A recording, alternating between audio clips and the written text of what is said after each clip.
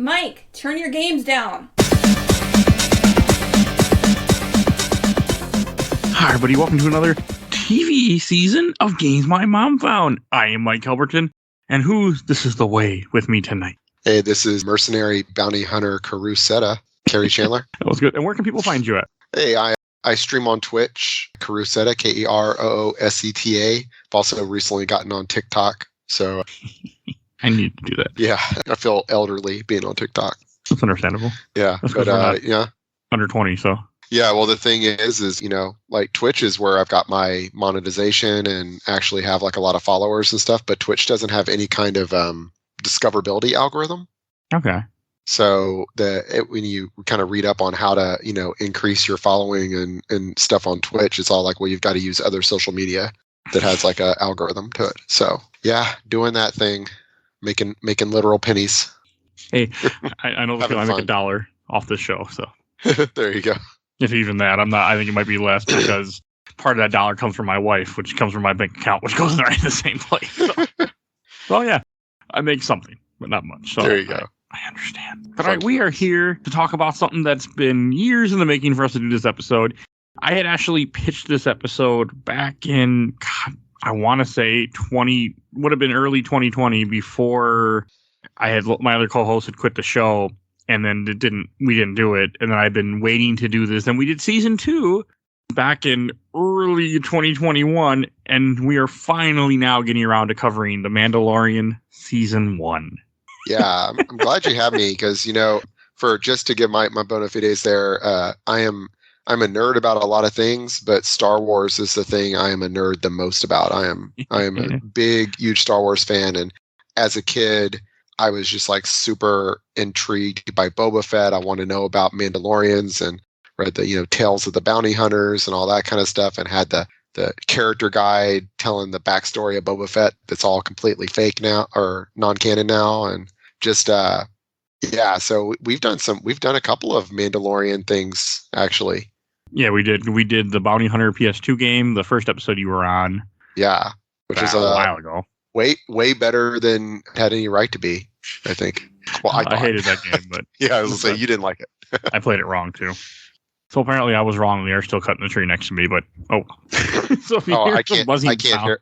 Okay, I can't hear it at all on my end. So. I can hear it. So if you don't hear it, good job, guys. There you go. There's somebody cutting a tree down next to me. So Mandalorian season 1, I had realized that I had actually not rewatched ever. So this came out in 2019. Premiered the end of 2019 in November, premiered in November and ran to December 27th, 2019, and it was 8 episodes the first season. And this is it was like the first Disney Plus show. This was a show that was launching with Disney Plus to make you want to get a Disney Plus subscription. It worked. And this is also really the beginning of Star Wars growing in a different way because you already had did you have all 3 movies at this point already? No, because Rise of Skywalker, I think, or one of them came out in December 2019 because it was the last movie I saw before the pandemic. Oh yeah, so Rise of Skywalker. Okay, so it would have came out the last movie I saw before the pandemic. Right when they were finishing up, or right when they were starting The Mandalorian in the middle of it. Okay, now I remember. I honestly feel like Rise of Skywalker may have premiered like the same day as the season finale of Mandalorian or something like that. It was very close if it wasn't the same day. They actually there's like a tie. There's actually something. Well, we'll get to it when we get to the last episode because there's a tie-in with that movie. So okay, so that wasn't just my imagination. Yeah. Now we'll get there to the last episode. But the other thing I do want to say is that this was kind of like a resurrection of Star Wars in a way because you had the movies, the trilogy finishing up, and they need to do something. So they're like, okay, we're going to make the show about the Mandalorian, which is our famous creed planet in Star Wars universe, and this show takes place 5 years after Return of the Jedi, so the Empire has been defeated, but they're still around. As we saw, obviously, in the new movies, they never really went away. Yeah, this is my I've read a lot of Star Wars books, and this is my kind of favorite era for expanded universe stuff is right after the war, because it's like you're talking about a war that's across a galaxy, and you're talking about taking down a government that's been around for 30 years around a galaxy. And so, yeah, like the fallout from that, like there's going to be people who, for them, the war is not over, Yeah, because you can't just because you killed one guy and you blew up their big space station, you didn't destroy the community. You didn't destroy the government. Government's still going to exist. Power is still going to exist in certain places, and that's what you see in the show. I mean, you see where you find out a lot of the Imperial warlords now, and they still run an area because they still have all their weapons, they still have their men, so they just run it the way they did. They just don't have the overarching power. Yeah, and that's the way it was in a lot of the books and stuff. You had these like moths that had just become like their own like little like I said, warlords, and had their own government set up and were doing their own thing. And the New Republic, government isn't going to be able to like police all that because it's just this like very nascent government. Yeah, they can't handle it, which makes sense. Yeah, I think we see a lot more of that in the second season, but yeah, you see the little bit of that in the first season too. And the first season, like, it surprised me because I realized that I had never seen this again. Like, I watched it when it aired. I watched it one time after with my wife, and then I never watched it again until this past week. And I sat down and went and rewatched it, and I'm like, I had forgotten that the first episode, just the way that it starts. So you start off with people in a bar, and they're starting to beat up this alien, and that's just when Mando shows up and he starts to rescue the guy. You're like, okay, but he's not really rescuing him because he's a bounty. Yeah, and it's very, very good tone setting with that first scene. And you'd made a comment when we did season 2 like a year ago about how it's kind of like a Western in this one. And you were, that first episode really like, here's this random guy coming to town in some little random bar in a desolate area, and he's just looking for someone. Like it does really have that Western feel to it.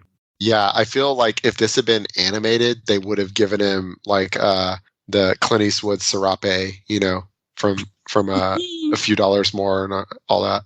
Yeah, I can believe that. It would have gone just a little bit more on the nose with it. But yeah, that's exactly what it feels like. It feels like Clint Eastwood stepping into a bar. I mean, I was going to say they might as well have given him spurs, but they do give somebody spurs, actually, come to think of it.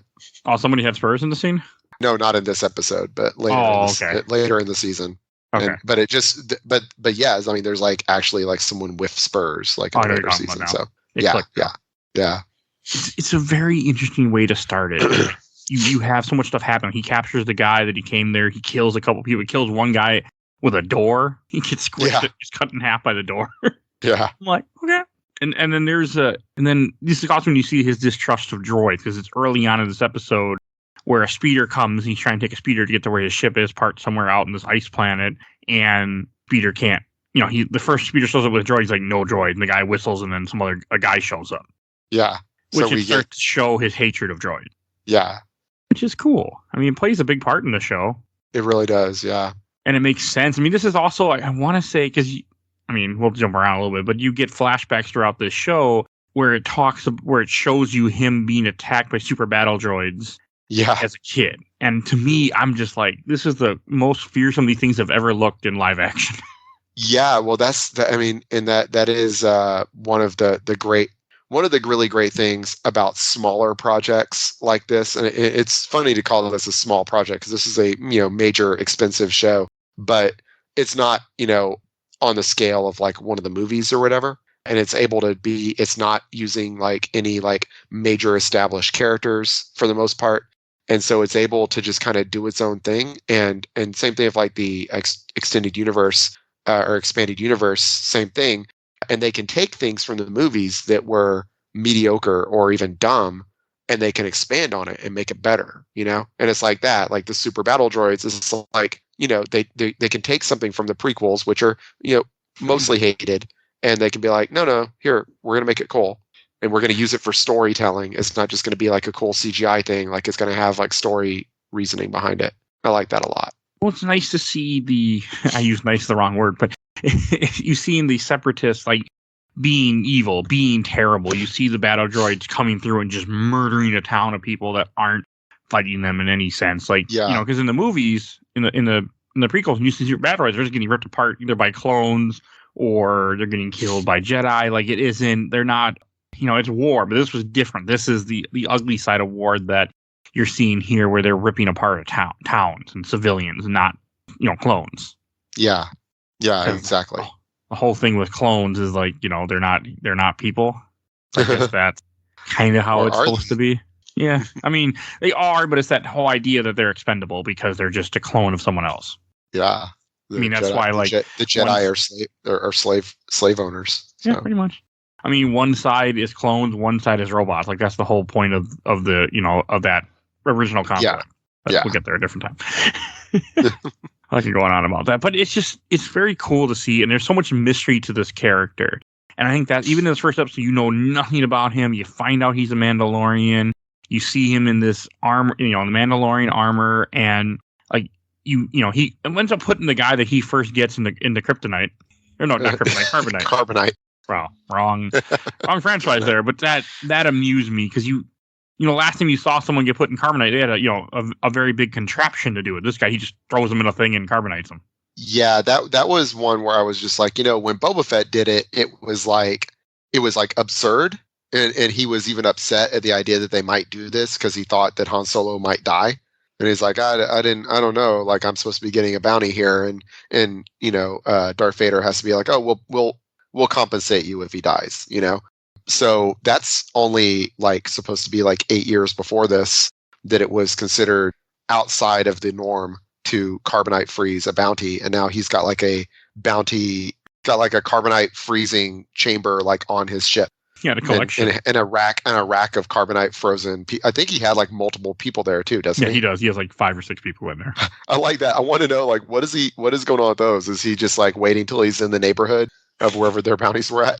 Yeah, I mean that's how I took it. Like he was just holding. He caught him, put him in carbonite, and like okay, we'll just deal when we get there. Yeah. I mean, they're not going anywhere at that point. Yeah, that was pretty funny. So I guess it doesn't matter. But yeah, that was amusing me. Like, you are right though. I was thinking the same thing. Like, it's only been a few years. It hasn't been that long. That it's become just like normalized. But yeah, I mean, I think that there is. I tend to look at the Mandalorian and have like nothing but praise for it. But if I'm finding some things about it, there is a little bit of fan service. To it, definitely a little bit. There's a lot of fan service to it, and that's just that was there for fan service. That was to make people go, "Ooh, like with Han Solo." That's what that was there for. It didn't necessarily make a lot of sense, but I'm okay with it. Like this whole thing. Yeah. Is fan service. Exactly. I'm completely okay with it. This show is a masterpiece to me. Like when he goes to the first town that he goes to after he gets his ship and he goes in Navarro. Like you have him run into. I mean, they chose a good actor too. They picked the guy to play Apollo Creed. Carl Weathers to be Grief Karga. Yeah, that was perfect casting. I love the memes that came out because what he does, he gives the Mandalorian some pucks, which are a little like holographic show a picture of a face. Like, okay, this is the person that is the the bounty. But in the memes that came out was he had an alligator, Dolph Lundgren, and I forget what the other one was. Predator, right? From the different movies. Oh, yeah, Predator. Yeah. The different movies he's been in where he's died or something happened to him. Yeah, it's so I'm like people that have killed him. Yeah, people that have killed him in different movies. Yeah. I love that meme. Yeah. And I think he is channeling some of that character from Predator. Oh, yeah. Because in Predator he's kind of scummy and like not really to be trusted, but very genial, and friendly at the same time. That's where we get that famous him and Arnold Schwarzenegger like locking hands and flexing thing. Oh, the 80s. Yeah, which I love, right? So yeah, no, growing up in the 80s, like seeing Carl Weathers show up in Mandalorian was just perfect. Again, it felt more like as a throwback to people that would be watching this who were Star Wars fans, who grew up in the 80s or grew up in the 70s and saw 80s movies. Yeah, it kind of felt to me because they could have got anybody and they got him. So, but it worked. Yeah, like, no, that is true. And it was also amusing me how like when he goes to turn the bounty. And he gives them Imperial credits at first. He's like, these aren't worth anything.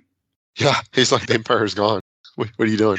Which, again, it makes sense because you would have so much of that still floating around. And this is when he then gives them a bounty, which is what leads to the entirety of this show so far, is he's sent to, which I like this. He gives him a fob. He tells him to go to this client or gives him a card. And the client is an Imperial warlord who's been hiding out. And the guy I don't think the guy ever gets a name either. I don't think they ever name him ever.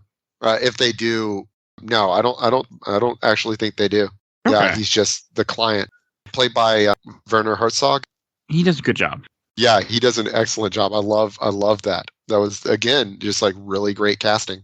This part is like when you see, he goes in the room and you see the Imperials. But one thing I love about the Stormtroopers is all their armor is dirty and bent looking, and it looks shitty compared to other Stormtroopers you'll see later in the show. Like, these guys look like they've just been on this planet for a while. Things aren't going the greatest. Like, there's one scene later on when they walk by and there's a bunch of spears in the ground with Stormtrooper helmets on it. Yeah. Like, the Empire's not liked here. Yeah, and I really like that a lot, and I like it makes me think of like Apocalypse Now with these like U.S. soldiers who have gone off the reserve. It's probably a racist term, isn't it? Who have gone? I was gonna say gone native. Jesus, how do we say this? You didn't mean it as racist. It's just like one of the examples, since we're on this point. Indian Giver. I said that before, and it was a kid, and I was like, and now I'm like, nah, no, that's racist as hell. But I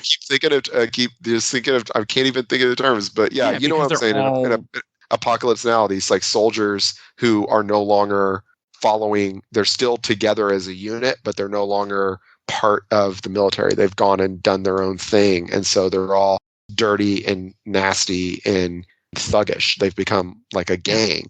And I like that a lot. Like, that's exactly what would happen. I mean, that is exactly what does happen. I mean, look at, you could look at like when the U.S. invaded Iraq in 2003, right? And we just, we won like really fast, right? Like a month, right? Or 2 months or whatever. And then we dismantled the Iraqi army. And then, what do these guys do? A bunch of them go and become insurgents, because it's like, okay, so you've got people trained in military warfare who have guns, and now they're unemployed. Like, they're not going to just like disappear or all become like farmers. And it's a similar, thing. Like, you figure a galactic empire had to have millions of soldiers, if not hundreds of millions. Oh yeah. Right. And so those stormtroopers don't all just like fall over dead whenever the war ends. They're not all going to join the New Republic either. A bunch of them are going to just go be thugs. I love that whole situation. What's very accurate to what would happen. Yeah. Especially with a galaxy type thing of this, something this big is what would happen. But everything, like when he's there, one thing that makes me laugh is we were talking about throwbacks. The client pulls out a container that has the Beskar in it, and it looks like an ice cream maker. Yeah. Which I'm pretty sure it's a throwback to Empire Strikes Back, when the guy in Cloud City is running by with an ice cream maker. They just gave it to him, and they're like, you know what? It's a container. See, it has to. Yeah, it is so many little fan service nods. That's what makes it so. Because I don't think I caught that the first time, but now that I'm more entrenched in Star Wars in the last 2-3 years, and I went and watched it, I'm like, that's what's a joke too. I appreciate little fan service nods like that, where it's like, blink and you miss it. Like in Force Awakens, when they go to that cantina to meet with like Moss, or I don't really know why they're there, but it's Moss or whoever the big-eyed lady is. Yeah. And when they're walking in, there's all those like banners and stuff, and one of them is got Boba Fett's, is it called a Megasaur? Is that what it is? The Mandalorian symbol that Boba Fett has on his pauldron. That symbol is like on one of the flags, and it's like real fast. It's like half a second you walk by, and so you see that, like, wait a minute, was that Boba Fett's symbol? Rewind. That kind of stuff I'm fine with. Yeah, same here. And this is one that's such a Easter egg that you would only get if you're someone like really into the canon and into the inside jokes of stuff that's happened. Yeah, exactly. I mean, it's something I didn't even catch the first time, but it didn't click totally. I'm like, but it was there, and it made me happy. Yeah, totally. And what planet does he? Because then they give him the fob. He goes to a planet. I can't remember the name of the planet, but it's where he meets. Oh, they don't even say. Nick. It's where he meets Nick Nolte. Yeah. Who became a great character. It became like the most memed thing ever of just to say, this is the way, I have spoken. No, I have spoken. That's right. This is the way. It's Mandalorian. That meme has completely went away too. Yeah, I have spoken was great. That was all over the place for a couple of months there. Quill? Yeah, I think it's Kuiil. Yeah, he's an Ugnaught, which again, that's like Empire Strikes Back. You don't see a lot of Ugnaughts, and like as the story progresses, they were the guys like taking apart C-3PO in Cloud City, and Chewbacca runs in there and yells at them, and they play like keep away with C-3PO's head for a minute. They're just like funny little characters. They're the Jawas of Empire Strikes Back. We have the Jawas in A New Hope. We got the Ugnaughts in Empire Strikes Back. We've got the Ewoks in Return of the Jedi. We always have to have like a short, funny little race to laugh at in Star Wars. So they're the Ugnaughts. But I remember there was a band I was really into in college called Nerf Herder that I can't remember what exactly, but they had like a line in one of their songs where they referred to someone as an Ugnaught. Because that's kind of funny. And I always liked that. It's cool seeing the Ugnaughts in here, and he kind of like throughout the season, he really goes into his backstory too. He's like, I worked for the Empire, like slavery, pretty much. He says, yeah, he call it slavery, but it's essentially slavery, and how he's earned his freedom. I completely forgot that he came back at the end of the season, actually, till you just now said that. Yeah. You don't last long. No, but yeah, I liked him. It was cool. I liked his little like he rode around on like some sort of animal. I can't remember what he rode around on, but. It looked like a dewback. It's not a dewback. Yeah, it did look. I think it might have been a dewback.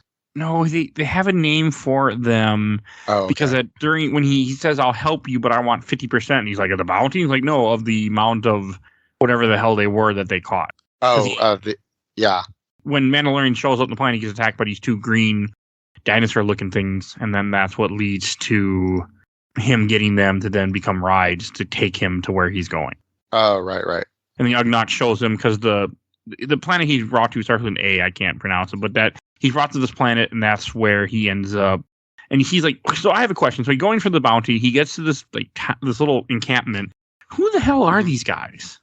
Yeah, that's a good question. So I figured that the child is that there's multiple people trying to capture it, basically. That they've got multiple, and so this is like a gang that basically took him here to their hideout.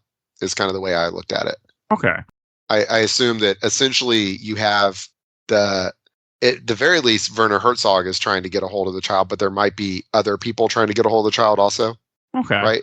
And the way I looked at it is like, so there's bounties out, and so there's a bunch of people going after. I mean, we know because we've seen it. Yeah.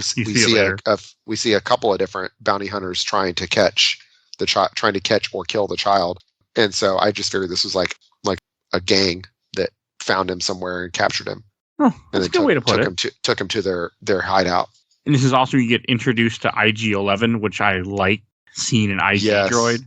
Yeah, so that's more fan service. Yeah, because IG-88 is one of those where IG-88 is in Empire Strikes Back for all of like 1 second. Yeah, I mean he's in it. He's in the background for about 10 seconds. Yeah, that's it. Doesn't have any lines. Doesn't even beep in the movie. But he was like kind of cool looking and looked like he could be like an actual robot. Like looked like a real, which that's one of my favorite things about Star Wars is that all the like technology, everything looks like it could exist. You know, it's not like, I guess it has to do with the fact that it did exist, right? There's no, there's no CG really. So it's all just like has to be practical. And I love that. I really prefer that because it's like, it makes everything feel way more real. And IG-88 just especially looked like a real robot. And so like, I mean, I had a IG-88 action figure and then you fight IG-88 as a boss fight in Shadows of the Empire. It's so cool to see another IG unit. And exactly. Like, he ends up almost killing him and he ends up having to work with him. Like, I like that he goes down to him. He's like, hey, we're going to strike a deal, split the bounty. Okay. And they just get attacked by tons of whoever the hell these guys are. Yeah. It's so good. And it's voiced by Taika Waititi too, or Waititi. Yes. Taika Waititi. Yeah. I love that. It's just it's a good scene. It's still held up. And then when they finally get to the big reveal in the end of the first episode of the bounty is a baby. It's a baby Yoda, right. Is what he was called on the internet still is called. Yeah. Yeah. People on the internet, man, they just got like so like up their butts about whether it was okay to call him Baby Yoda. And it's like, we're not saying he's literally Yoda. We understand that this is taking place after Yoda's dead, but Yoda's race was never named in any of the movies or anything. It's still never been named. It makes sense to call it. Well, yeah, I was going to say, I mean, there might be some random ass comic book that names it. That doesn't count. There's not. So there you go. Looked it up. All there is Yoda and Yaddle are the only two that ever been mentioned of this species before. Yeah, I like to pronounce it Yaddle just because it sounds stupid as it looks. So, yeah, God, I hate the prequels. But yeah, no, it's like people are like, well, no, because Yoda was unique. It's like, why? He's just a person. Yoda was just a dude. Yeah, he was just He a was race. just a dude. There's probably billions of people of his race, or maybe there's not. It doesn't matter. Like, it's just an alien that looks like Yoda, and it's Yeah. a baby, and it doesn't have a name, so it's okay. It's Actually- okay to call it Baby Yoda. Did not get spoiled on this because when this show dropped, I think I went and watched it right away because people were like, "Oh, there's something that Same. happened in the end," and I remember I was shocked when all of a sudden I see the little green thing come out of the crib, and I'm like, Yeah, exactly. Alright. I had no idea, and that was great. This is a show where I didn't even watch trailers. I was like, I'm gonna go, and this is one where I was watching them as soon as they dropped. I was staying off of social media. I didn't want to know Same. a thing. So like everything that happened in the show, every big reveal, every surprise, like hit me really well. Yeah, and yeah, the child, like I thought it was great. I thought it was. I mean, it's obviously great. My son has numerous Baby Yoda items. It's my wife wears Baby Yoda leggings and I has a Baby Yoda hoodie. Oh yeah, I'm pretty sure neither are Exactly. licensed by Disney, but hey, I'm pretty no, that's sure. yeah. I mean, it was a great little thing. Well, there was So a thing on that's- when this Oh, go came ahead. out. Etsy did a whole thing where it blocked. You couldn't sell anything because Disney was filing copyrights because they didn't since they kept either they Yeah. didn't plan on this. They kept it hidden. There was no official Baby Yoda merchandise, so the Yeah. internet made Baby Yoda merchandise, and you couldn't call it Baby Yoda. You couldn't call it the child. You had to say Alien Baby or Alien Kid in order to get past the things on Etsy. Yeah, Otherwise, they it's block you. Etsy is really the Wild West when it comes to IP theft. Like I bought a bunch of stuff on Etsy, and I'm just like, I bought a ton of licensed stuff on Etsy. Like it's ridiculous, actually. I mean, it's whatever. Nature abhors a vacuum. So I mean, it's just what happened at that time. But they were so upset. I remember that where you couldn't use those words. They were just because they weren't making any money off them because they hadn't got anything out there yet. So they were upset that other people were making money off their stuff. yeah, I mean, understandable. Now you They can. paid- Now you can They search Baby paid Yoda George and Lucas it's there. $4 billion for this stuff. So Well, I mean, they were trying to hide it, so they weren't releasing merchandise. yeah, But, I mean, it blew up so quickly. it really did. Yeah, you couldn't escape. You had to watch these episodes the days they came out because this was the Game of Thrones, like season 1 Game of Thrones. Yeah. Where It's everybody's huge. talking about it. And then It's the end of biggest this thing ever. first episode, the IG unit, I was about to call him IG-88, puts the gun at the baby to kill it, and then all of a sudden you hear a blaster, and he got killed instead. Yeah, So good. Yep. that was really good. Really good. I feel like episode 1 and 2 are very much of the same thing in this show because 2 Yeah, is they're very much a continuation. two-parter. A lot of the episodes are kind of like, and that's my favorite thing about one of my favorite things about the show is that it's very episodic.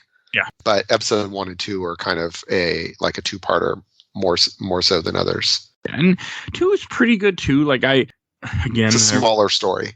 yeah, and But 2, that's like great. it starts off with him getting attacked by 2. What I still call them boss, even though they're not boss. They're Trandodians or something.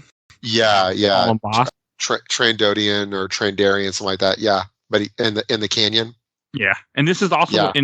in this episode you see the first use of that rifle he carries on his back. I want to say, Yeah, which is a throwback again because that's the same rifle that Boba Fett has in that terrible holiday special cartoon. yeah. It's in the extended universe. It's a vet starts with a V Verpine rifle. It amuses me so much to see it again because I have watched a holiday special on the show, Yeah, and it's just like there they go and do it. They go bring that thing back. well, that's similar. What Jango Fett kills Zaz, whatever, Whoever. Zam, in episode 2, the shapeshifter assassin Yeah. gets shot with a Verpine rifle. Oh, okay. That's what Jango Fett has. It may not be the exact. It's definitely not the exact same one, but it's the same kind of style. In the extended universe, anyway, those are basically the ideas that they actually shoot a bullet rather than a blaster bolt. You see and him that load they're- up stuff. Yeah, and that they use, it's like a railgun. It's like electromagnetic firing thing. So they're like super accurate, super fast. They're kind of known as Jedi killers in the extended universe because Oh. it's moving way faster than a blaster bolt. That's always Also, they kind of can't- like the Okay. well, and of course, that's the extended universe. The extended universe doesn't count, but still, it's interesting. Yes, it does. It's interesting to think about because when you think about it, like blasters are just really impractical compared to guns because they're firing like the speed of like a champion tennis serve, not bullet speed. And so, yeah, like a human being, even a superpowered human being, can block those shots. But like actual bullets, would a Jedi, they don't move fast enough for that. You know what I mean? And so that's what the Verpine rifle makes more sense. And then the extended universe have to get into like, well, they're only made by this one group, and they have like the secrets to it. And it's like, no, it's just we have to pretend guns don't exist for Star Wars to make sense. That's what we need to do, and it's okay. But anyway, yeah, no, I liked it. It was a cool, again, more fan service, but that's like deep fan service because most people have not seen the holiday special because George Lucas did everything he could to prevent people from seeing the holiday special. I think it's around on Disney Plus now, isn't it? It is now. Yeah, but when Lucas was holding the reins, he buried it. He did not want anyone to see the holiday special. I mean, it's bad, but it's excessively bad. Yeah, it's worse than for people listening. If you haven't seen the holiday special, it's worse than you're thinking it is. Mm-hmm. Yeah, it's god awful. It's on YouTube. It's somehow worse than you would think than the reputation makes it seem like. Yeah. But Disney doesn't care. Disney's like, yeah, no, watch everything. We didn't make this. Give us money. But this is another good episode too because like you get the job with Sandcrawler. You have him trying to get back to his ship, and then you have him find out that the Jawas ripped apart his ship because they just found it, abandoned. Like, oh, hey, let's just empty the ship off. Yeah, I love it when the Jawas, because he actually like sits and talks to them in their language. Not right away. Oh no, not right away. I know, not right away. But still, the idea that he would do that, like, I don't know, it just like it speaks to his to the character a lot of what he's like. Like he is cold, but he's not evil, and he's the first time he sees them, they're stealing his ship. He just starts disintegrating them, and then later on, when he gets the they're stealing the shit, and they're talking, he's like, "Yeah, they don't like you very much. Yeah, I disintegrated a few." Yeah, and like you were saying during the conversation, that he gets mad at them and tries to burn them with the flamethrower. Yeah. That's true. I think I'm thinking of more in the second season when he hangs out with the sand people. And there's some in this season too. Yeah, but that's where he's much more. He's much more like anti-racist than most Star Wars characters. The job with the Sandcrawler, just watching him climb up a Sandcrawler and just throwing things at him, it's so amazing. Yeah. And the whole idea is that he needs his parts back. They'll only give it back to his parts if he does them a favor. And they say, okay, go get this egg. And I was thinking, okay, they're going to sell this egg or there's going to be some kind of use of that. And he goes to kill the Mudhorn. I'm assuming Mudhorns have been in other stuff in Star Wars before. They look familiar. I don't know. I've never seen them. I've never seen it in anything before. I mean, it definitely has a similar look to like the Megasaur from the Mandalorian, like from the comics. But but I don't think it's the same. I don't know if I've never seen it, but okay, I'm sure it was in something. They were in the High Republic Race to Crash Point Tower, which is a novel. It looks like, it's a novel. I'm pretty sure. Yeah, so they were just in a novel before. Okay, yeah, that makes sense. I'm thinking that basically nothing is new. Everything in Star Wars Galaxy of Heroes, whatever the hell that a mobile. It's a mobile game. They were in that. Oh yeah, I have Galaxy of Heroes on my phone. So that's the only place that they showed up before were a book, the game. So they were pretty much a brand new character. So they were something that, they existed, but they were never live action before. Right. And it's cool to see he almost gets freaking killed by this Mudhorn. Yeah, he gets messed up. I mean, he can't beat this thing, and the thing is charging at him. He's ready to. He has a little knife in his hand, and Baby Yoda gets up and then freezes the monster. Yeah, with force helps him. That was a really cool moment. I mean, and then just like, and then he passes out and, he gets the egg. And the first thing you see are all these Jawas. They open up the egg and just start eating. Yeah, I love that. That was a great gag. I was really surprised. I'm like, really? They send him through all this trouble and they're just like, and they start eating. Yeah, I like to think that they were just fucking with him. They're just like, all right, we're going to give this guy back his stuff, but let's make him do something for us first. Oh, they were hungry. Let's make him go get us lunch. I mean, that's not an easy lunch to get. Yeah. I mean, he had to go and kill a giant rhinoceros-looking thing to go get lunch. Yeah, they probably figured if he dies, then, they get to keep the stuff, so. You're probably right. That's probably what it was, too. They're like, yeah, hey, we got the egg. All right, let's eat, guys. Yeah, I love the voice, the noises of Jawas. Yeah, Genie. Yeah, I love Jawas. I've always loved Jawas. They're great. Such a simple design. It's great stuff. And I want to say, at the end, is it the same episode where he goes and he drops off the baby? He leaves. He drops off the child at the beginning of the next episode. I'm pretty sure. Okay, so it's episode 3. I think you're right because I'm watching the recap as we're talking. That is a heartbreaking moment when he drops off the child, and like just everything that happens. Like there's another, which foreshadowing, where he goes in the bar and everybody has the pucks, or not the pucks, but everybody has the fob. Like everybody signed up for this job. Yeah, because he gets mad because he's like, "You guys sent people to come kill me. What the hell?" And he's like, "Everyone took this job." Yeah, it's a lot of money. He gets a lot of Beskar out of it, though. We kind of skipped over that. We skipped over in episode 1 where he goes to the Mandalorian enclave and meets with the blacksmith who makes the armor for him. He has like the one shiny pauldron. And then he needs a whole lot new armor, and then she's even like, "This is going to draw attention." Yeah. And you see him carrying the ice cream maker again. I thought, man, I was like, that was really interesting. They really took the whole Mandalorian lore in a different direction than I think it's ever really been shown before, with the like kind of cult living under. Well, I guess they aren't all living underground. That's just where like they meet, and that's where the armorer lives. But the armorer seems to be like a leader.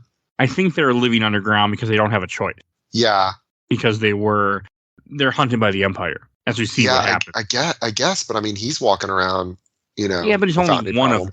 I don't think they realize there's a whole clan of them underground in this planet. Yeah. But it was interesting. I like the whole like watching them make the armor and all that stuff was pretty cool. And where he accepts the payment, he gets the payment. They make him a whole new armor set.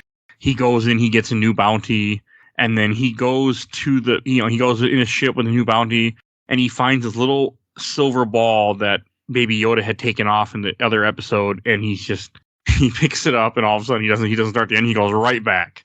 He goes and gets the baby back. Yeah, and I think it's one of those things where it's like he's tough, he's hard, but he's also someone that he was an orphan.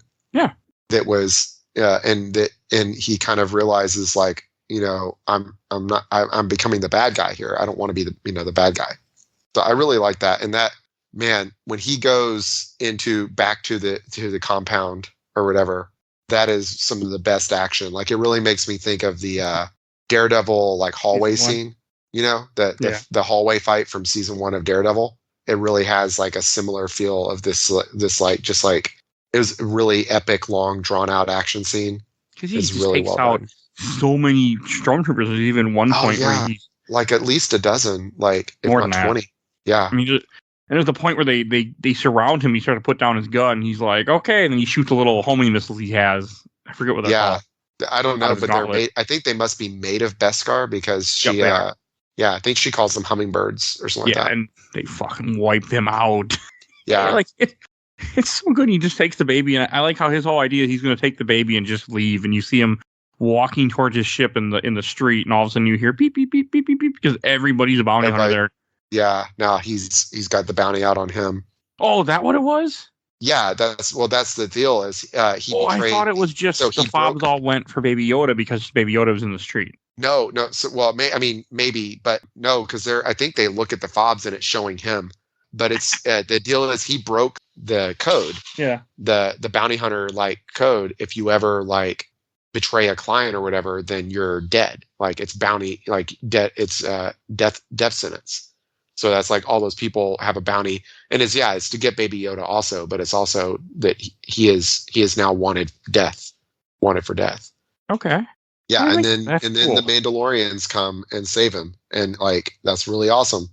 There's some good scenes like that where you have the heavy at the only name he got, who's just a big Mandalorian with a big Gatling cannon, who ends up was arguing with him earlier, and he's just like, this is the way. They almost fought each other, and then now he comes here to save him. Yeah, I drew that. Like one of my favorite drawings I've ever done is I drew the heavy in pencil. I just love that design. He's a cool character, and it's just like these characters never return really. Like they're in this one little scene where they all these Mandalorians just show up and start gunning down, and they save him because if it wasn't for them, he wasn't getting out of this town alive. Right, exactly. And it's so good. And then all they say, "This is the way." Yeah, this is the way. I feel like it's one of the best episodes of the season. It's possibly my favorite episode of the season. Is the third. And episode. There's one of the aliens is a Darth Maul alien too. Oh whatever that race is, I forgot the name, but they're male Dathomiri. Yeah, there's one of them in the group of bounty hunters too, which made me smile that they did that. I forgot about that. And he tried to shoot Grief Karga into Apollo Creed, but the guy has Beskar because they gave him a Beskar for him finding someone to complete the job, and it saves him because he tries to kill him. Yeah.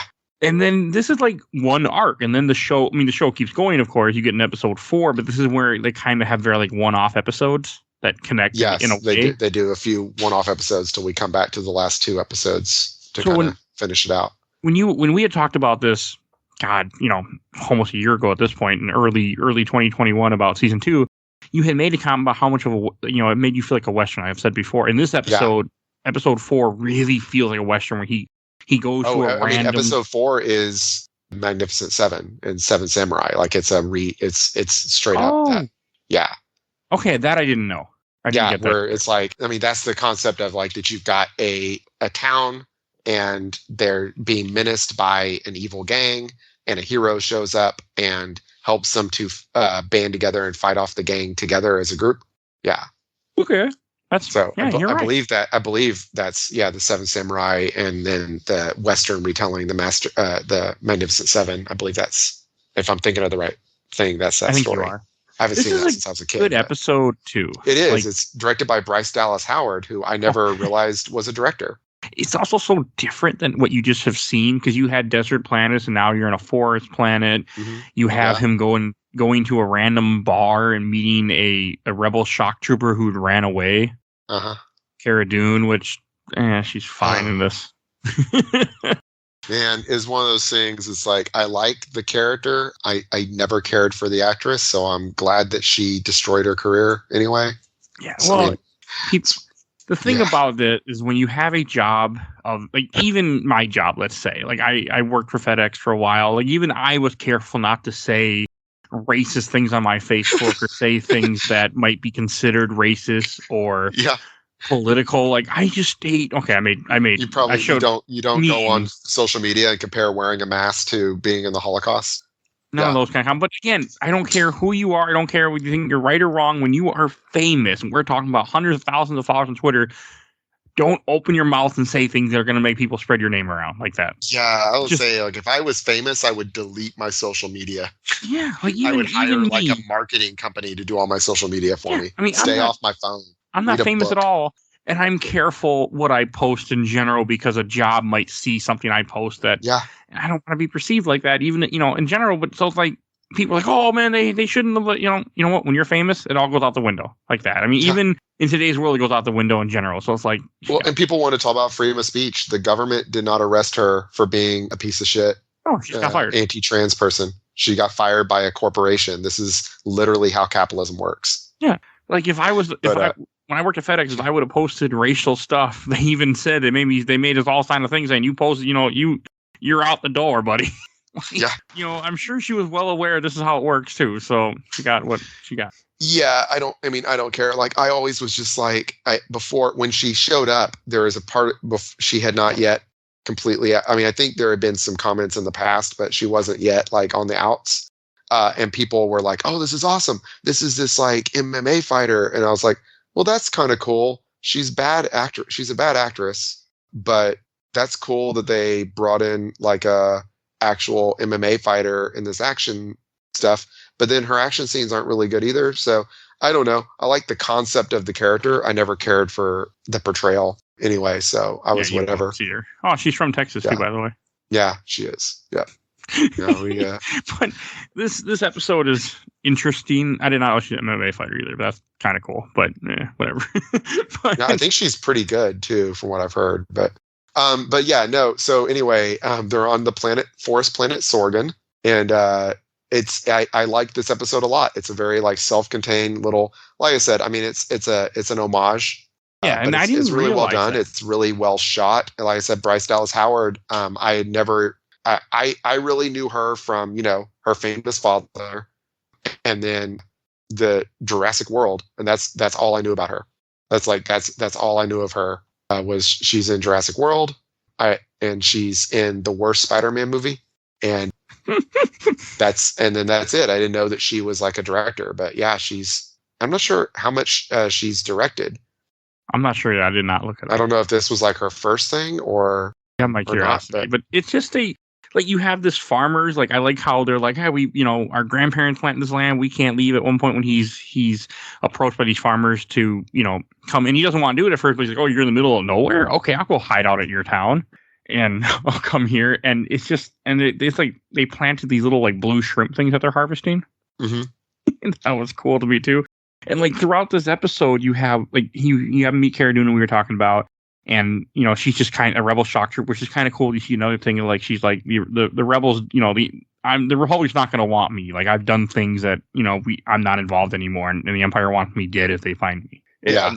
And she talks about the horrors of war too, which I like because when they go to this town.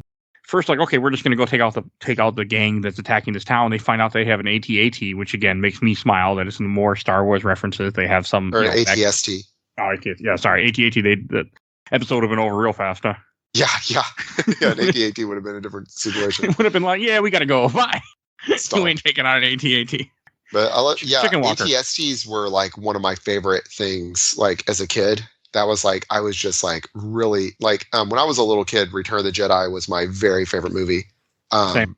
As I've gotten older, Empire is my favorite, but Jedi was my favorite for a long time. And I love the ATSTs and that. I love the, where like the Ewoks like smash the one with the two like logs together and all that. I had the Micro Machines Star Wars toys. Remember those? Too. Yeah, I collected those. I tried to get all of them if I could, and I have them still. I have them like on a shelf, and the ATST was like my favorite one of those because it was actually on the legs, but it could stand up and is so super detailed. So yeah, I thought that was really neat. Mine are coming, by the way. They're at my parents' house, my basement. I was talking to my dad. He's like, "Yep, I'm bringing a bunch of your old toys. Now that you have a house, and they're coming in the car." I'm like, "Oh, there you go." So hey, I might go find Micro Machines. Yeah, but I like the idea of like after the war, there's all this military hardware just getting sold off. Again, it's kind of like after the Cold War, the Soviet Union just like selling all their stuff, and so there's all these like you can buy it. You can buy a tank for like $30,000 and stuff, like a Soviet era tank, if you can go and pick it up. So it's such a good it's cool to see that see more about the Empire, and you see them trying to survive in this town and how he's trying to hide, and then he teaches the villagers to fight, which is also cool. Like many things happen in this episode that I like, and you also, I didn't realize they're there for a month that they're hiding out. Yeah, it is a while, and they also this is when we get some information like that he's never let anyone see him without his helmet. Yeah, they start going. I can't remember. Does he show his face to O'Mara, or does he just tell her that? He just tells her that. He doesn't take off the mask in front of her. He takes the mask off after she leaves, and he's looking outside to eat. Yeah, and you get to see his face like out of focus. So no, you just see the back of his head. Oh, you see the back of his head. Okay, you don't see his face. I knew that you see him without the helmet, but you don't get to see his face. Just his back of his head. Yeah, and is he played by Oscar Isaacs? Is that who plays him? No, Pedro Pascal. Pedro Pascal. That's right. Yeah, I never heard of him until this show. And he's in Game of Thrones for a little bit until he got his eyes ripped out. Yeah. Yeah. I remember, like, once I found out, I was like, oh, that guy. Yeah. And he's in the just. I was say he's in the oh god, that horrible movie. Yes, it is. Oh god, Wonder Woman 84. I was so excited for that. Me too. Oh, me and my wife and my son watched that the minute it dropped. Like on Christmas Eve or whatever. I was like, oh, this is the opposite of a Christmas miracle. And throughout this episode, but anyway, yeah, I did not know who he was. Taking down the gang and all that, like it's so cool. And then like Cara Dune ends up kind of like staying in the town, or not staying in town, but they help, and then they're there for a month, and all of a sudden you see another bounty hunter shows up and tries to snipe the baby, and that's when he's like, I gotta go. Yeah, I think doesn't Cara Dune stop the sniper? Yep, she shoots him. Yeah. And she's like, yeah, you can't stay. But I like that. I like how that's what does it. Like, that's what realizes him. He's like, okay, it's time to go. Yeah, well, I think his hope was that he could leave the child there, and that they would take care of him, and that no one would find him. And I was like, that just feels like dumb. Like, it just feels unlikely that no one's going to find it. You know? So, I mean, it's a sad scene because there's like, you see Baby Yoda playing with other kids. Like, you see him eat a frog at one point, which becomes a thing. Eats frog. Yeah. That was funny, though. Yeah. It's a good episode. And then the next episode is another one that, as you were saying, is kind of another one-off. I don't like this one. It's even called The Gunslinger. I don't like this one as much. Yeah.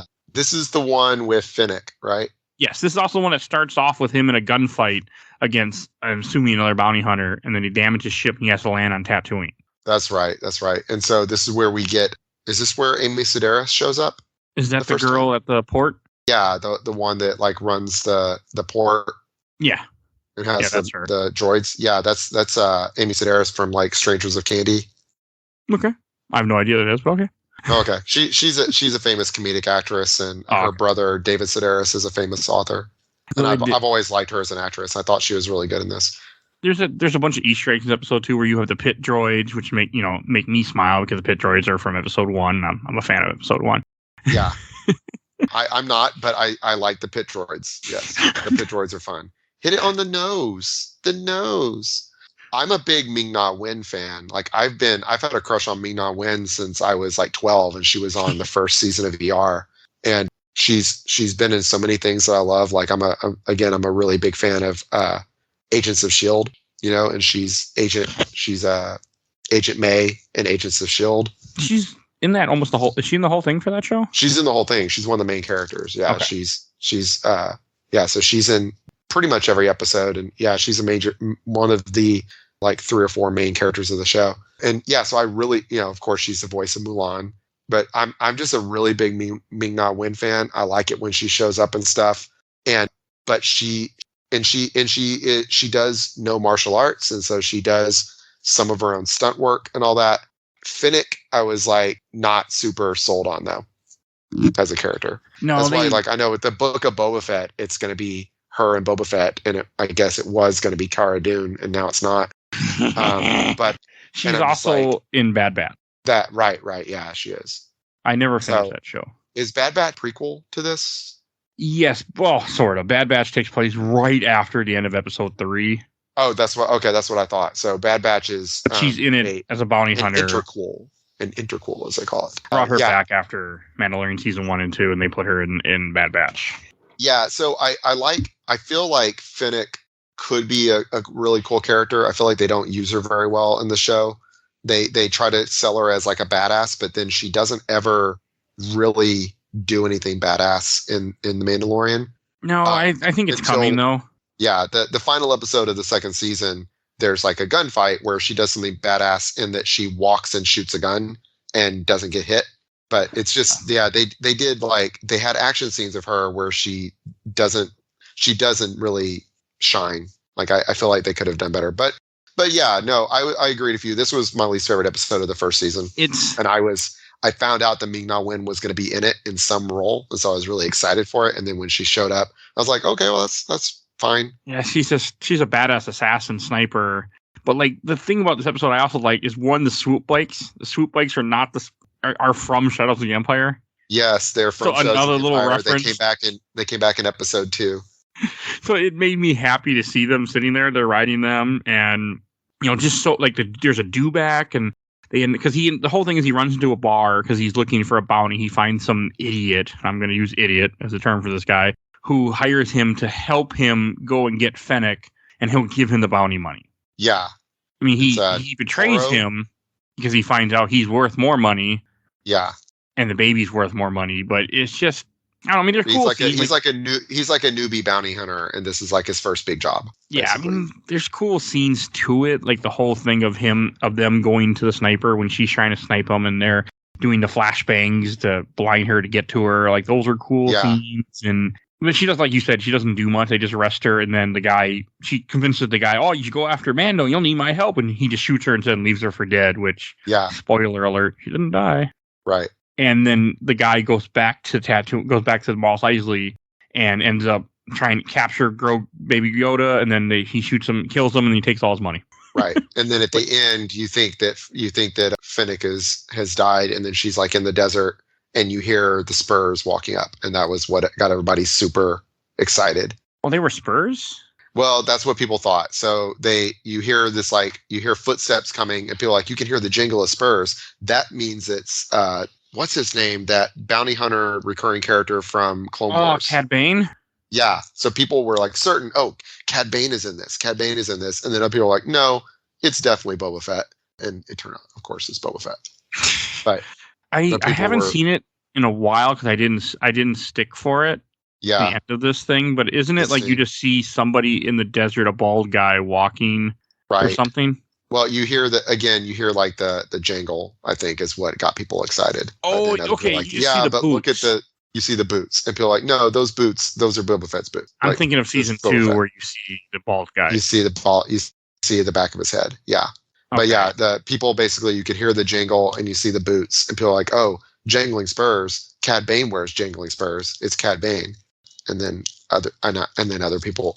I personally was like, yeah, I doubt that it's Cad Bane. It's probably Boba Fett, because why not? Well, it's Tatooine. That's where Boba Fett is.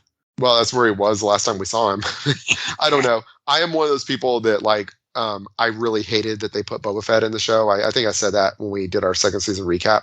I felt like they did a good job of it, but I was upset when I found out Boba Fett was going to be in it, and then I felt like they did a good job of it in the second season. Happy, I'm glad that his story is continued and going to be wrapped up versus just getting eaten by a Sarlacc pit. See, I like the idea of him just being eaten by a Sarlacc pit. It's like, here's his badass. Even badasses die. I like the idea of just nope, he's dead.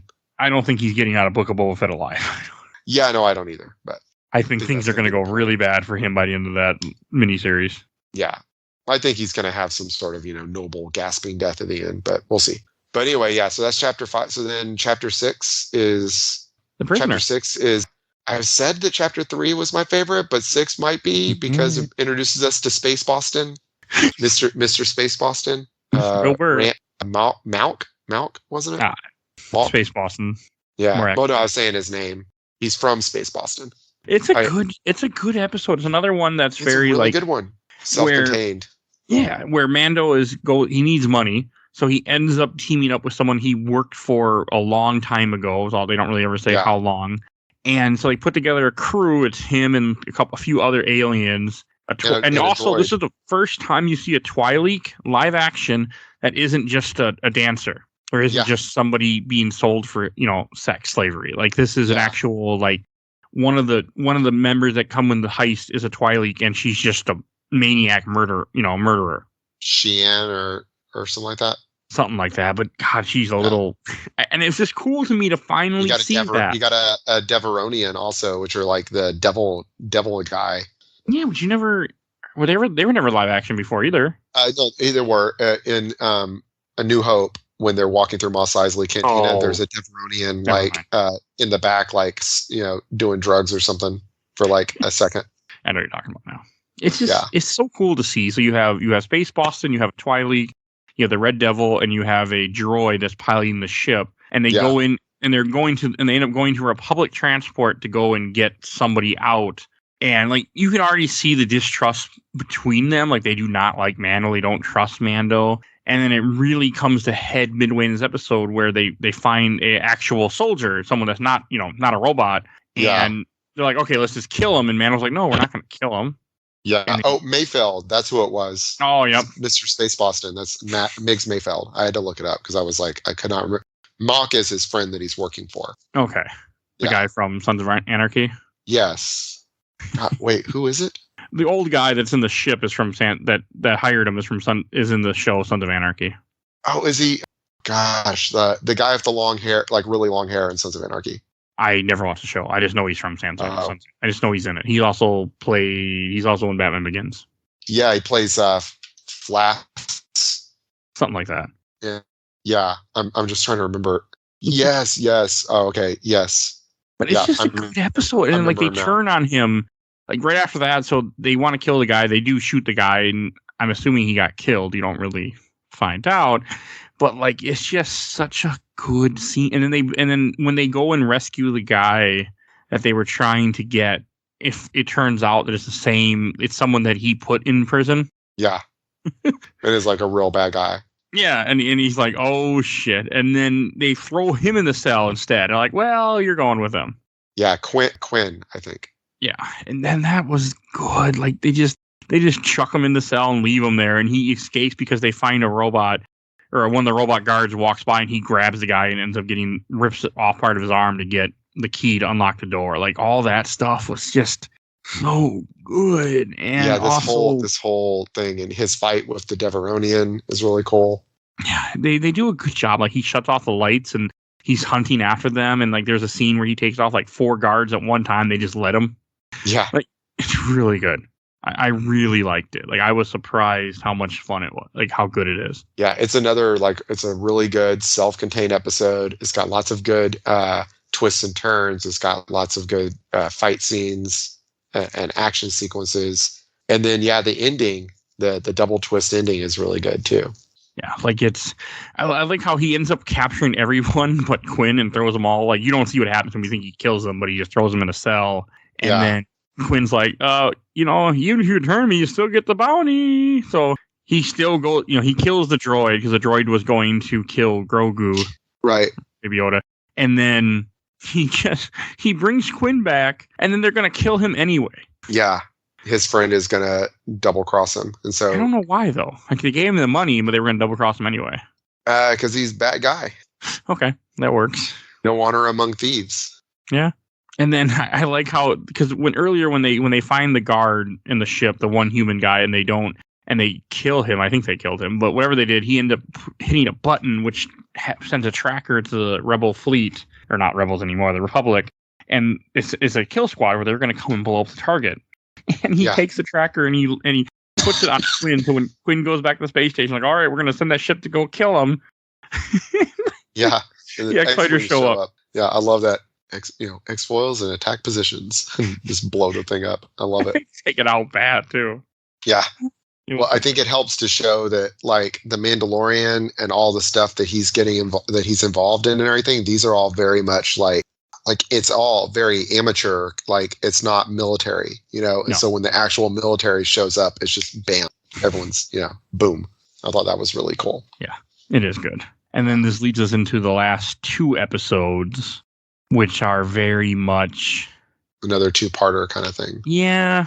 I mean, that's the best way to put it. Yeah. And very much like kind of like wrapping up this kind of season long storyline of, you kind of knew he was always going to have to come back to Navarro. Yeah. you knew it was coming. Yeah. You can just, and I like it. Like, I like how he gets a message from Grief Karga. Be like, hey, we'll forgive you. Just, I want to get rid of these Imperial scum too. And like, he's lying. Even Mando knows. Yeah, and Mandalorian knows it's a lie too. Yeah. But he knows that if he doesn't take out the Imperial, he doesn't stop this, the hunt is never going to end for Baby Yoda. There'll be no release for him, no safety. Yeah. For either of them. And this is what, but I like how the whole point, so instead of going back straight away, he goes in this episode, he visits the people who helped him. He goes back to the first planet where he recruits the Quill. What are they called? Ugnaught. The Ugnaught. And then he I love when he first sees the droid too, the IG-11, and when he's ready to shoot him, like, oh no, he's a nursing droid now. Yeah. I love that he reprogrammed IG-11. Yeah. And he goes and picks up Cara Dune. And so he's got his crew now. It's not just him by himself. He's got Quill and Dune and IG-11. And then he goes back to Navarro to meet up with with Grief Karga. And this is where he's like, "What do you have other people for? Like, it's fine. Don't you trust me?" Like, no, I don't. Because you're a criminal. Yeah, and then what is it? What are the things that attack them? Some flying creatures. I don't remember what they are. It just in the description I'm reading just says they are attacked by flying creatures. Yeah, I can't remember if they were supposed to be something we've seen before. And this is what I was saying, that the tie-in with Rise of Skywalker. Was this part? Well, yeah. So, and it's not a tie-in exactly, but Karga gets injured, and Baby Yoda heals him with the Force. Yes. And that was something that had been done in comics and in books, but had never been done in any of the live action. And then that happens in Rise of Skywalker also. She uses the Force to heal that like snake thing that is hiding the MacGuffin. and people like were freaking out. It's like, oh, you can't use the Force to heal because we've never seen that in a movie. It's like you could use a Force to do anything you want to. The Force is just a plot device. Yeah. And also read a book. They've been using the Force to heal or play a video game. Damn. Like Force healing has been a thing like since like Star Wars D&D. Like it's a thing. It just hasn't been in live action until now. Yeah, it's been around for a long time. And that's the whole reason why Greef Karga doesn't betray them, because Baby Yoda heals him and saves his life because he gets the poison out of him. And when they're heading towards the town, at one point he's supposed to turn around and shoot them. You have the two other bounty hunters with him walking behind them. He pulls out his gun, turns around real quick, and shoots them both. Yeah. He's like, yeah, we were supposed to betray you. Yeah, and I like that a lot. I like that Karga turns good there at the end. That's good. And then because all because his life was saved, he's like, nah, I can't go and pay a life debt and just kill you too. I don't have the heart anymore. Yeah. And then do we get to see Giancarlo Esposito in this episode at the very end? Yeah. Yeah. Which I thought that was another. I had no idea he was going to be in the show. So there's a lot of things that happen in this last episode. So he goes back to town.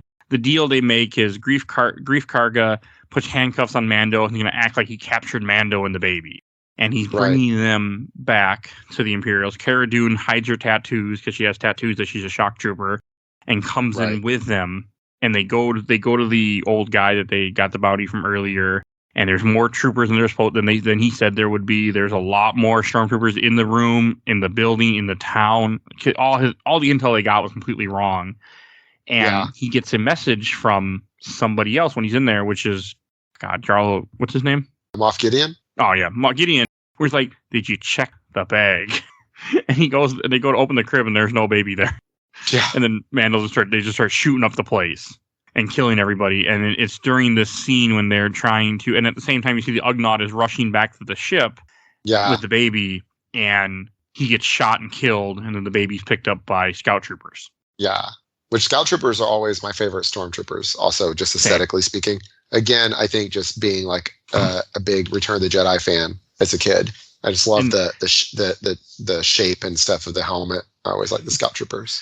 It's also at the same time when that is happening that they get out into the town, and they end up, they're hiding in a building where they were at. They get surrounded by stormtroopers, and this is when Moff Gideon shows up and pretty much says, "You're cornered." Yeah, he's like shows up in like that black TIE fighter, right? Yeah, it's like, gray, but it looks different. Yeah, more of a TIE interceptor, I think, is probably what it would be considered. Yeah, it looks like a TIE interceptor. Yeah, it's good. Like I didn't know he was in the show either. He plays such a great villain, that actor. Yeah, Giancarlo Esposito is awesome. Like I was a big fan of Breaking Bad. Same. And he's so good in Breaking Bad. He's been in a lot of stuff, but I don't know if I can ever watch that show again, though. Like every so often, my wife's like, "Yeah, we should watch that show," and I'm like, I just don't know if I can do it again. Yeah, I think about it occasionally. I'm like, oh, I should rewatch Breaking Bad. I haven't watched Breaking Bad since it was on the air. Like I haven't, and then I'm like, no, it's so much stuff to watch, and I already know what's going to happen. Well, it's not even. It's a tough show. I have a hard time with really violent shows. Like I just got done watching Squid Game. Oh, I'm really desensitized to violence. I watched Halloween Kills last night, and I was just like, "Oh, look at that! That was cool. That was a cool effect. Oh, stab that woman with a light." Yeah, I liked it. If you like Halloween 2018, okay, it's Halloween 2018 is one of my favorite. It's definitely my favorite slasher movie, and the sequels is not it's not quite as good, I think, or maybe it wasn't quite as satisfying, but it was still really good. Yeah, okay. It was much more thoughtful, contemplative than most of the Halloween or most slasher movies. It was much more philosophical, you might say. Okay, I don't. That's all I could say about. That's all I could say about it without really ruining anything about it. If you like the 2018 Halloween, then you probably would like it a lot. If you didn't, then you probably wouldn't. I just asked for my wife because she's big into horror movies, so I don't think she's seen that one yet. Well, I'm sure she'll want to see it whether she likes it or not. She'll want to see it just to have seen it. So it's on Peacock, so you don't have to brave the plague to go see it in the theater. It's on Peacock. Peacock is only $5 a month, which is I thought it would be more than that. I mean, Disney Plus. Well, Disney Plus went up. Yeah, Disney Plus went up, but you can pay like for a year. I pay for a year at a time with Disney Plus, so it still comes out to like $5.20 a month. I need to get rid of it at some point, but it hasn't happened yet. Yeah, I keep thinking I do, and then What If, Loki, whatever. I'm just like, all right, I guess I'll stick around. That's why I still have it. The big thing is that they offer that cheaper package where I pay for a year. So I'm like, oh yeah, I can just drop $65 once and then not have to worry about it for a year. You should do that. All right. Yeah. Anyway, so then the final episode, Chapter 8, Redemption, directed by Taika Waititi. Oh, I'm a big Taika Waititi fan. I love everything he's made. So I like that. So this episode starts off with two scout troopers, the ones that captured Baby Yoda, are talking and they want to see him in the bag. And if I remember correctly, this is a cameo. They're both like famous actors. Oh, really? Yes, I'm looking up right now. Yeah, that conversation. They would not just. Let me see. Jason Sudeikis and Adam Pally. Oh, that's awesome. I don't know who they are exactly. Adam Pally is he was in Happy Endings, and he's like really popular with people because of that. And then Jason Sudeikis has just been in so much stuff. Jason Sudeikis was like he was a recurring character in 30 Rock. That's where I knew him from, but he was a Saturday Night Live actor and writer. I've seen him before in like posters of stuff. Yeah, Sudeikis is really great. I was trying to think who he was dating someone. Olivia Wilde. Yeah, I think he and Olivia Wilde just like broke up last year, but they have like kids together and stuff. But no, he was like Last Man on Earth, It's Always Sunny in Philadelphia, 30 Rock. He's one of the leads in Horrible Bosses, if you've seen that. Never seen that either. He's really great in Booksmart, if you've seen Booksmart, which is directed by his wife. Never seen that either. Well, ex-wife, or not wife, partner. Booksmart's really good. He plays like their like principal, who's also an Uber. He has to be like an Uber driver.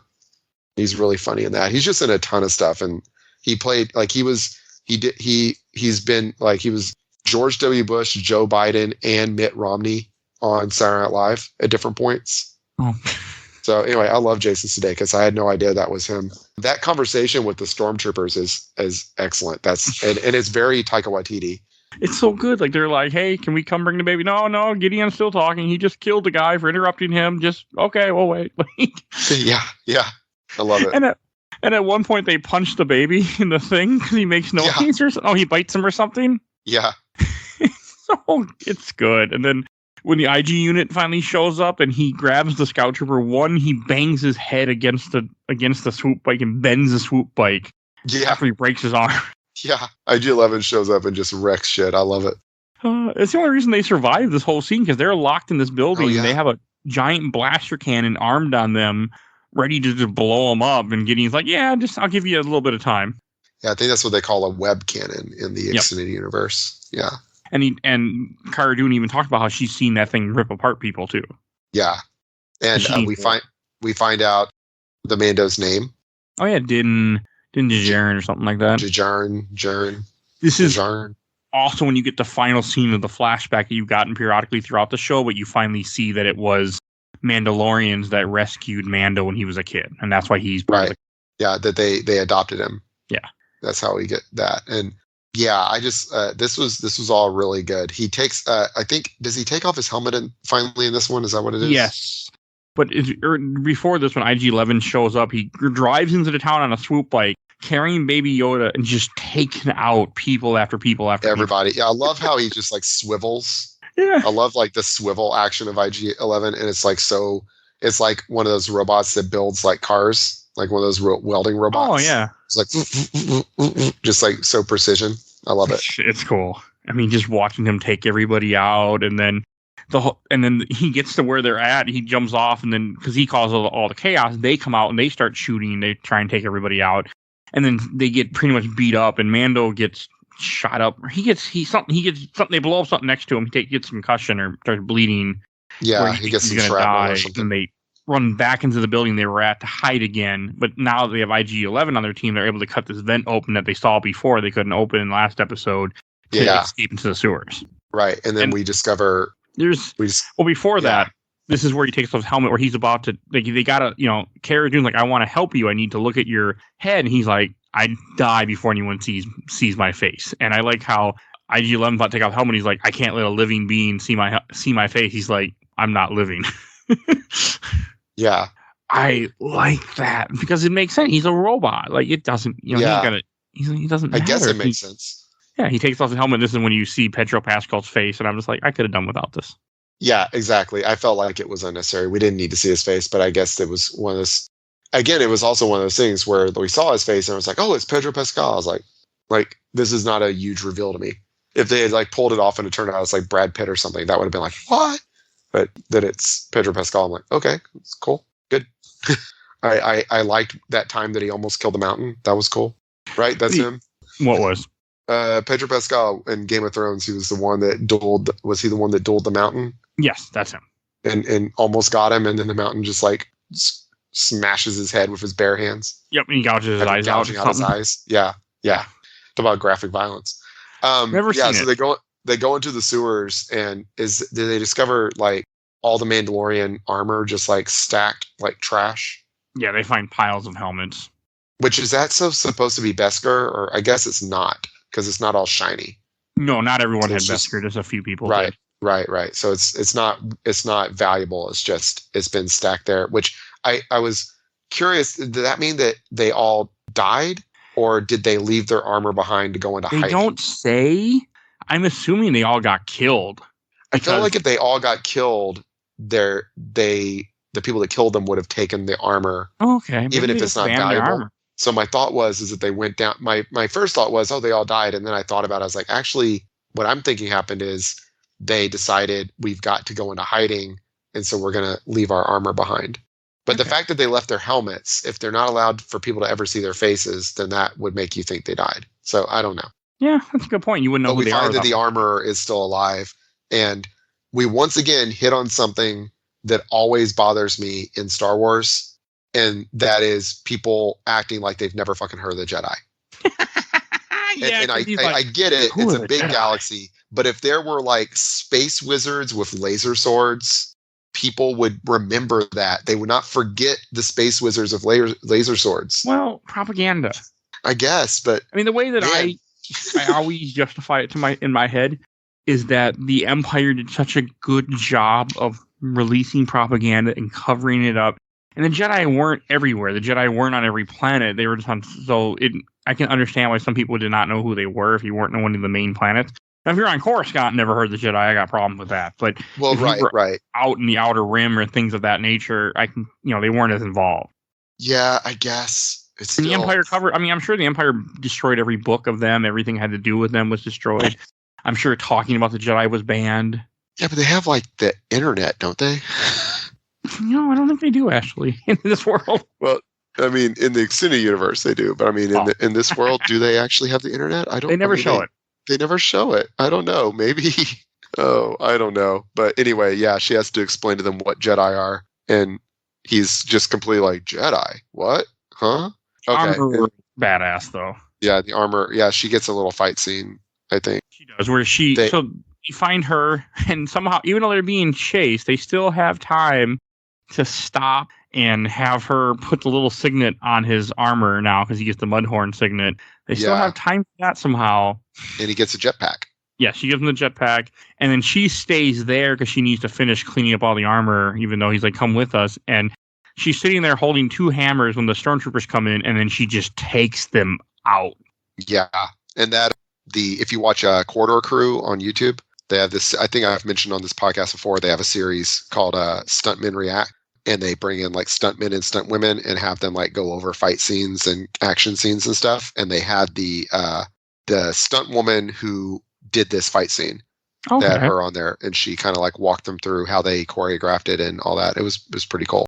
It's a good scene, and then they end up getting to a raft after this to get out of the sewers they're in. They end up on a lava river, and I laugh at this part when I first saw it because they get to this lava river and you see a little R2 unit on the boat. I'm like, okay, cool, an R2 unit. But when they go and talk to him or activate him, he ends up getting all big and grows legs, and the R2 unit grows arms and starts moving the oar to get him up down the river. I always laugh at that. I like that. Because you've never seen an R2 unit do that before. Yeah, that was fun. And there's a whole ambush waiting for them at the end of the tunnel that they're at. Right. And this is where IG-11's like, you guys have no choice. If I stay, we'll die. So he gets in the lava, walks to them, and then blows himself up. Yeah, that was really good. And then they get out of the tunnel, and Moff Gideon's like in his like TIE interceptor going after him. Yeah, and this is good. Like the way he takes them out, he jetpacks up because they try shooting at him, but they're doing nothing because again, you're trying to shoot a spaceship with smaller weapons is not going to work. And he jetpacks up, hooks onto the TIE interceptor, and puts a bomb on the wing. Yeah, it's very cool. And then again, I don't understand why they didn't decide to check the crash and maybe shoot the crash a little bit or something. You know, I guess they just were trying to get out of there. They're trying to get out of there as fast as they can. Yeah, because the stormtroopers aren't just going to drop their gun. Yeah, the stormtroopers are still there. So okay, that makes sense. Because he gets in the ship and he leaves, and then you get the final scene of Jawas going over to the ship, trying to scrap it for parts because they're Jawas. And Moff Gideon cuts open the ship with the Darksaber and climbs out. Yeah, and I had not seen the Darksaber episodes. Is it Rebels that the Darksaber's in? It's not in Clone Wars, right? I can't remember seeing Clone Wars, but it's definitely in Rebels. Because I've seen pretty much all of Clone Wars, but I watched it like kind of passively, like doing other stuff. So I wasn't sure, and I haven't watched Rebels. But so whenever the Darksaber showed up, there was a portion of the Star Wars fan base that was just like lost their minds. And me, I was like, a black lightsaber, okay, whatever. It's one of a kind. That isn't. Yeah. No, I know. So the story of the Darksaber, if you want to, you can kind of tell people if you want. It's a lightsaber that was made by the only Mandalorian Jedi, and whoever has the lightsaber is the ruler of Mandalorian. Yeah. Though, as we find out in the final episode of season 2, you have to kill to get it. You can't. It can't be given. So, and it is in Clone Wars. Oh, it is in Clone Wars because the guy wields it against Kenobi. Okay, yeah. So I don't remember that. So I was like, okay, whatever, black lightsaber. But the bigger meaning of it when it's revealed in season 2 is pretty neat. I think it serves a really good purpose in that second. Darth Maul has it season at the end of Clone Wars and uses it against Sidious, and then either he loses it or something, and then it shows up later on, and it shows up in Rebels again. Yeah, and so now we want to know how Moff Gideon got it. Yeah, because they never explained that yet. Because in the end of Rebels, or somewhere in Rebels, if I remember correctly, it's the Mandalorian girl has it, Sabine, and then that's the last thing you see. Right, Sabine, and then is Sabine's not in Mandalorian season 2, right? No, it's I can't remember her name now. Oh, she's gonna be in it. In season 3. Oh, okay, cool. I mean, again, at some point, in my Star Wars opinion, that they're going to get to a point where they're going to introduce Thrawn, like big time in the live action. Thrawn is in Rebels, which takes place during the Empire's reign, and stuff happens, and Thrawn is taken out of the picture, but he's not killed. So he's not around when Luke shows up, but he's not dead either. I don't want to spoil what happened, but he's around. Oh, okay. So I'm thinking he's coming. That'll be cool. He'll be a big bad at some point. Yeah, that'll be cool. I was thinking, I know who. God, what is her name? She's played Starbuck in. God, no. The show, Katie Sackhoff. Oh yeah, she plays Bo-Katan. Bo-Katan is who I was thinking of. She's gonna come around again. Yeah, she'll have to be in the Boba Fett show. Like, they're not. I figure she's going to be one of the villains in the Boba Fett show. I feel like Boba Fett will be the villain of the Boba Fett show. I think I don't know. They kind of made him into a heroic character in Mandalorian season 2. So yeah, but I can't see that lasting.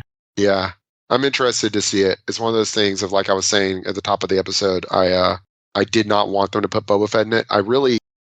What I want the most from Star Wars is I want them to just go off and do their own thing and not feel like everything has to be beholden to these movies that came out 40 years ago. Even though these movies that came out 40 years ago are like my favorite pop culture thing ever. It's like, let them be there and then do your own thing. Like, give me a movie that has nothing to do with anything else in Star Wars. Give me a show that's nothing. And so you didn't need to bring, like, Mandalorian is that. You're referencing stuff, but you've got all brand new characters. No one's back, but then you bring back Boba Fett. And it's like, oh, come on. You didn't need to do that. But then I felt like they did a good job of it. But I still would just rather.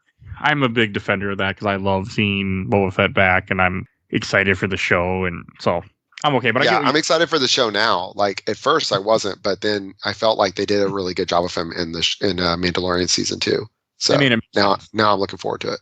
I mean, Moff Gideon isn't from the comics; like, he's a brand new villain.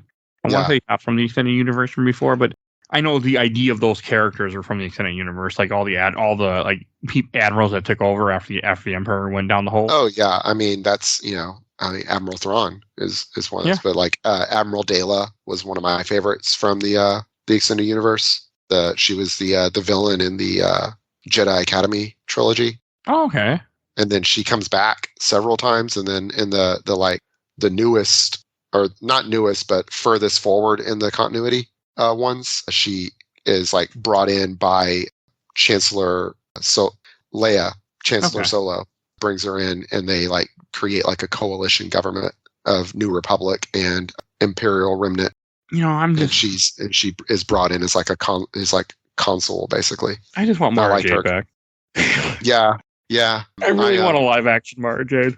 I was a big fan of the I think it's the Heirs to the Force trilogy. Heirs to the Empire? Or no, I think it's called Heirs to the Force, but it's like 9. It's a 9-book, so it's like a nonology written by 3 different authors, and they take turns on them every third book. And my favorite Star Wars author, Karen Traviss, wrote 3 of them, and they're the ones they brought back and fleshed out the Mandalorians. Boba Fett, like she brought back Boba Fett and fleshed out his backstory and character. Awesome. And but anyway, in those, Ben Solo kills, or not Ben Solo, Jason Solo. That Ben Solo from the movies is clearly based on. Jason Solo killed Mara Jade in those books. Okay, that's part of the Star Wars Young Jedi Knight series. Yeah, no, I'm not thinking of Young Jedi Knights. It's something else, but it's where Jason Solo becomes Darth Caedus, the new Dark Lord of the Sith, and then his twin sister Jaina Solo has to kill him at the end of the series. It's really good 9-book series taking place about 30 years after the original trilogy. So about the same time as the new sequel movies. And so of course it's all non-canon now, but this is pre-Disney. But those are really good books. People don't believe me, but a good portion of Star Wars books are actually really good. No, that's what I've heard. I just never really read any of them, but it's just never got around to it. Yeah, a lot of them are bad, but a lot of them are really good. A lot of them are bad. Yeah, I mean, it's one of those things of like, you've got some Star Wars authors that they felt like they couldn't write a Star Wars book unless they cameoed every main character and then wrote them badly. And then you have some authors that did just their own things with it, or that they used existing characters, but they took them in new and interesting directions. So, yeah. Okay. Any last things to say about this? No, this is, I mean, just we covered such a good show. Like it at a time where I was really kind of soured on, Disney's treatment of Star Wars. Yeah. I felt like these movies, this show really did a lot of goodwill, built a lot of goodwill among Star Wars fans. I agree too. Yeah. It's like, I feel like this series and Rogue One show like that Disney can make good, interesting, new Star Wars stuff. Rogue One is such a good movie too. It really is. And it's one of those things, it's not all new, right? It's taking place in between 2 of the movies. It's taking place 5 minutes before the first movie, but like literally, but it's doing like its own thing, and it doesn't have until, with the exception of a couple of, creepy CG characters, it doesn't really have any it doesn't have any major characters. The Darth Vader stuff was very clearly added after they changed directors. Well, it's just there to give you that big blur of stuff happening too. So yeah, but I felt like well, the Darth Vader hallway scene is amazing, but the Darth Vader scene at his lava castle is stupid. But I don't remember. But yeah, no, I love Rogue One, and I love Mandalorian, and it also is really cool how they made it. If you're interested in how movies are made, how they did the visual effects, that they built this like LED like cylinder basically that they film inside, and so they build a set inside this LED cylinder, and then they project they like play the fully rendered like CG background and everything around them, and it gives like the proper lighting to everything. And it's really like changing the way they're making film. So it's really cool. And they also rendered everything in Unreal 4 video game engine, which is also pretty cool. I remember hearing about it, and it was a big. People were talking about it, but I never really stuck to paying attention. It's really important for like the way the way like traditional movies. Oh, not the way CG in movies traditionally is done. They have to build everything like CG. Like if there's like a mountain, they've got to build that mountain. They've got to build the rocks, everything, and it's extremely labor intensive and takes a long time. And game engines like Unreal Unreal specifically has like procedural generation where it can use AI to create a lot of that stuff. And so it can save a lot of time and thus a lot of money. And also it doesn't take like crazy expensive computers to run also. So they're able to do all this. And then filming it inside that like that cylinder of light. I think they called it like a lightscape or whatever. Yeah. But filming it inside that allows them to use pre-render backgrounds, but actually have the proper lighting so things look like they're actually in it. So he actually looks like he's walking around on a planet when he's actually walking around in just like on a little stage. Okay. And so you're able to get that on location feel without the expense of on location. It's pretty neat. That's cool though.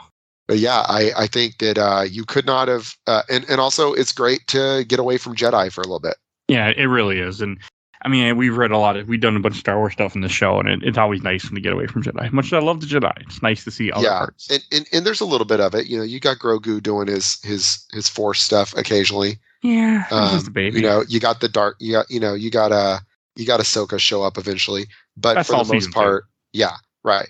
But for the most part, the show just is kind of doing stuff without the Jedi in it, and I think that's important for Star Wars. Also, I think the best Star Wars stories.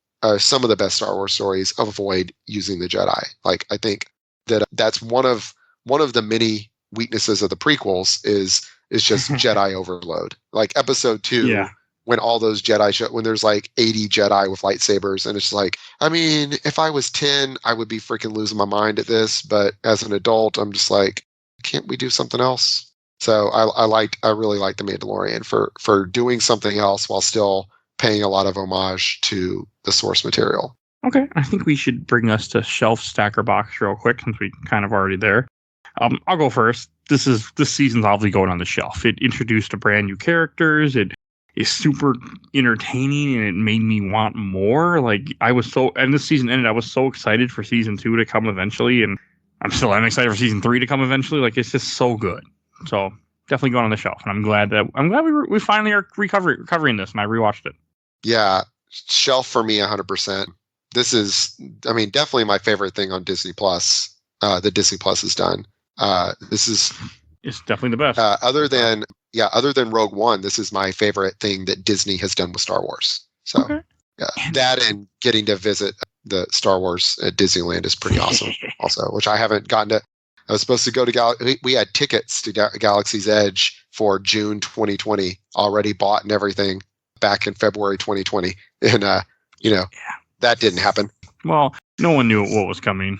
Yeah, I'm looking forward to going and seeing that eventually. But I went to Disneyland in 2018, I think, or 2017, and they have the whole like the Star Wars landing bay area now in Futureland or Tomorrowland. I gotta see that someday. And it's really cool. Yeah, you can see my user icon on Skype as me and my wife and son hugging Chewbacca. It's pretty cool. And we have similar picture of Boba Fett, only you don't hug Boba Fett. You kind of stand. Boba Fett kind of stands looking angry, like looking scary, and you take a picture of him in Mos Eisley Cantina. And same thing at Darth Vader. We got one with Darth Vader like that too. It's pretty cool. He's like pointing at my son sternly. It's pretty awesome. But yeah, we walked up to stand next to Chewbacca, and Chewbacca just put his arms around me and my wife. It was like pure joy. Like that was like that photo of me. You zoom in on my face. It's just like the absolute pure joy. So that's my favorite thing Disney's done with Star Wars. Then Rogue One. Then Mandalorian. So okay. And if you want to hear more Star Wars, we covered Star Wars Dark Empire 2, comic episode 30, Star Wars Dark Empire 1, comic 27, Star Wars Force Unleashed, episode 115, Star Wars The Mandalorian Season 2, TV 1, Star Wars Bounty Hunter, episode 87, Star Wars Knights of the Old Republic, which is 2 parts, episode 69, Star Wars Darth Vader, Dark Lord of the Sith, comic 6. That's a really good comic series, by the way, if you ever read it.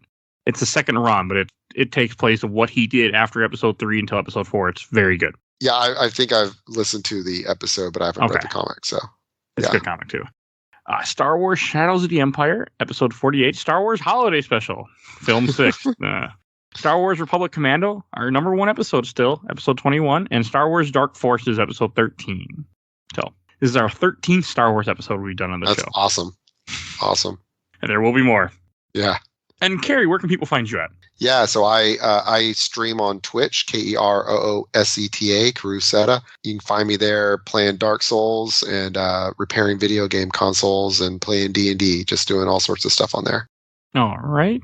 And if you enjoyed this episode, go check out, like I mentioned, all our Star Wars episodes, and go check out all the other stuff we have done. We do movies, we do comics, we review TV seasons apparently sometimes once in a while. So definitely go check out all our old content that we have. There's plenty of it for you. And please follow us on Facebook, Instagram, Twitter, and on YouTube. And I want to give a shout out to our awesome intro and outro, courtesy of Hell Half Fury, Helena, friend of the show. She made us an intro and outro, so you will hear that at the beginning of the show. And I think I said please follow you. And we also have a Patreon. For as little as $1, you can vote in our Patreon poll and you can help out the show. So definitely go. You'll see a link in the show notes to our Patreon. So definitely go check that out. And we will see you guys all next time.